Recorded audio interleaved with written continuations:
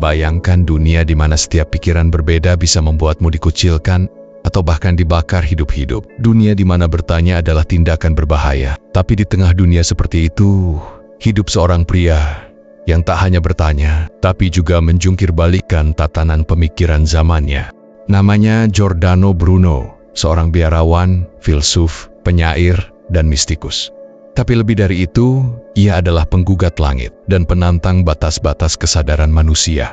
Sebelum kita melanjutkan kisah menarik ini, yuk berikan like jika kamu suka dengan tema yang akan kita bahas. Dan pastikan untuk subscribe jika kamu belum, agar nggak ketinggalan video inspiratif lainnya. Simak video ini sampai habis, karena kamu akan menemukan banyak hal mengejutkan tentang seorang filsuf yang hidup di luar masanya. Bagian 1. Awal kehidupan.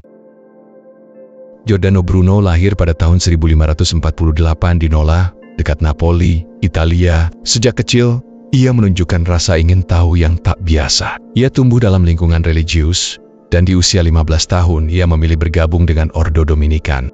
Tapi di balik jubah dan doa-doa panjang, Bruno memendam gejolak intelektual. Ia tak puas dengan jawaban-jawaban teologisis yang kaku. Ia mulai membaca buku-buku terlarang, termasuk karya-karya Copernicus, Plato, dan Hermes Trismegistus. Di perpustakaan Dominikan itulah benih pemberontakan mulai tumbuh. Bagian 2. Meninggalkan dogma.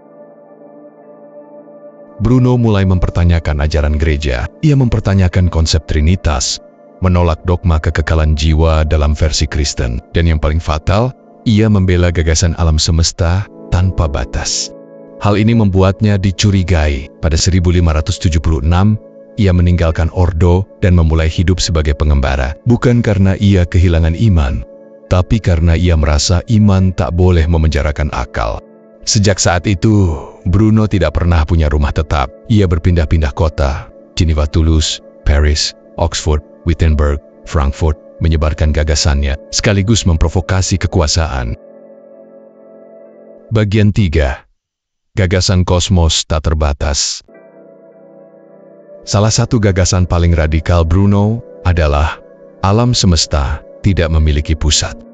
Berbeda dari model geosentris gereja, bahkan lebih jauh dari heliosentrisme Copernicus, Bruno mengklaim bahwa bintang-bintang adalah matahari lain dengan planet-planet yang mungkin berisi kehidupan. Ia menyatakan tidak ada satu pusat karena Tuhan tidak terbatas, maka ciptaannya juga tak terbatas. Ini bukan sekadar pandangan astronomi, ini adalah revolusi spiritual. Ia memaksa manusia untuk berhenti menganggap dirinya pusat segalanya. Dan bagi sebagian orang, ini adalah penghinaan terhadap Tuhan. Bagian 4. Kesadaran dan jiwa alam semesta.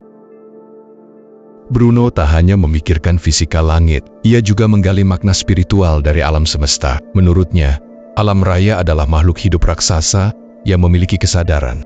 Dalam gagasannya, kesadaran sejati bukan milik manusia semata. Setiap entitas, batu, pohon, bintang, adalah manifestasi dari kesadaran ilahi. Bruno meminjam konsep dari Hermetisisme dan Neoplatonisme, lalu mencampurkannya dengan prinsip logika dan pengalaman batin.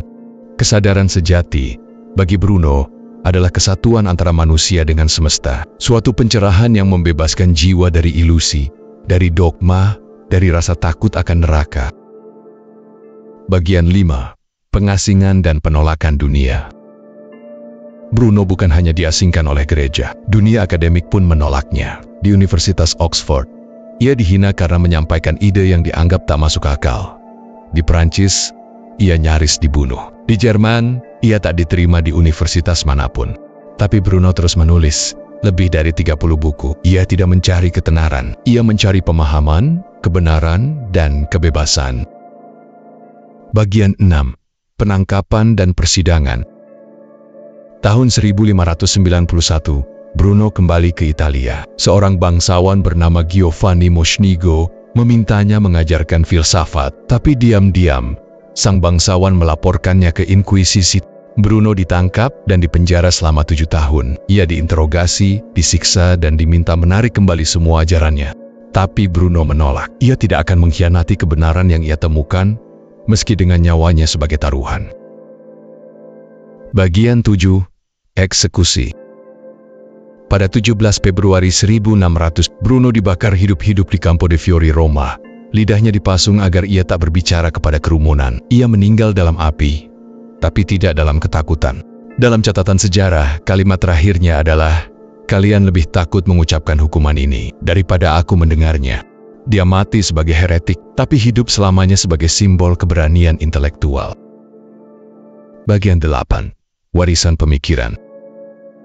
Hari ini, Giordano Bruno dikenang sebagai martir kebebasan berpikir. Patungnya berdiri tegak di Campo de Fiori, menghadap Vatikan, sebuah pernyataan diam bahwa kebenaran tidak bisa dibakar.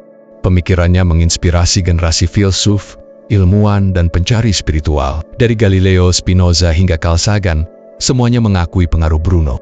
Bruno telah tiada, tapi gagasannya hidup. Dan dalam dunia yang masih sering takut pada pikiran bebas, warisan Bruno lebih relevan dari sebelumnya. Bagian 9. Hikmah dan refleksi.